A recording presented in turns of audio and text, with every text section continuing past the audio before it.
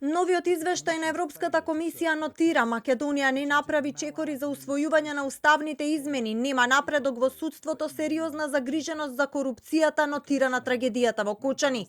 Во документот од Брисел уште на првата страница е забележано дека билатералните договори со Грција и Бугарија треба да се спроведат во добра волја.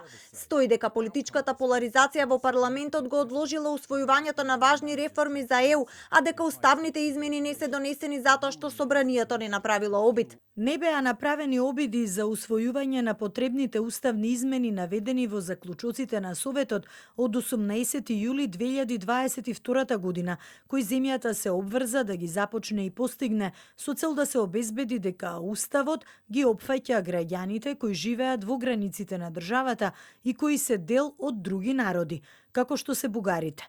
Нема прогрес во борбата против корупцијата. Во Брисел со сериозна загриженост ја нотираат и трагедијата во Кочани. Стои дека јавното обвинителство покрена обвиненија, но и дека меѓу обвинетите се градоначалници, инспектори, поранешни министри и вработени во државни институции. Корупцијата останува распространета во многу области и е прашање што предизвикува сериозна загриженост.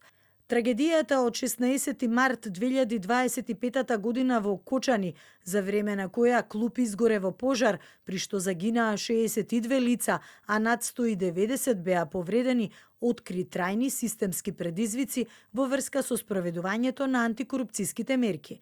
Досегашната светла точка во извештаите за напредокот на земјата, ДКСК, Брисел ја потенцира како негативен пример, нотирајќи го обвинението против Димитровска и ставајќи го кредибилитетот на институцијата под знак прашалник.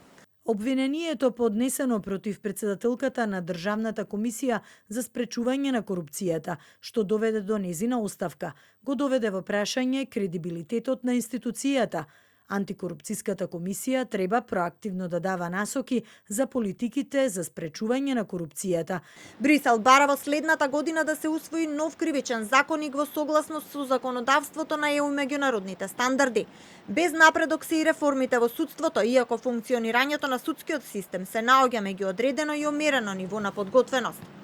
Целокупната независност и финансиската автономија на судството се подкопани од мешањето и притисокот од другите државни гранки, вклучително и обидите од парламентот да изврши притисок врз членовите на судскиот совет да поднесат оставка, како и ограничените доделени финансиски ресурси.